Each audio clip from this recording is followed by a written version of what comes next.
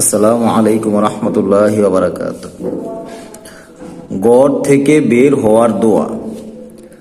হযরত উম্মে সালামা রাদিয়াল্লাহু তাআলা থেকে বর্ণিত আছে, তিনি বলেন, উচ্চারণ, আল্লাহুম্মা ইন্নী আউযু বিকা আন আদিল্লাহ আও উদাল্লাহ আও আজিল্লাহ আও উজাল্লাহ আও আজলিমা আও উজলামা আও আজহালা আও ইউজহালা আলাইয়া।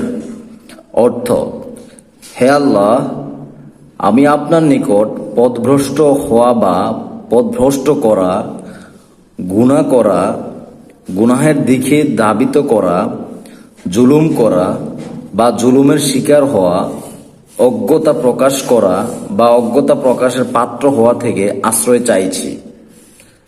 ইমাম তিরমিজি রহমতুল্লাহ আলাইহি হাদিসটিকে হাসান সহিহ বলেছেন।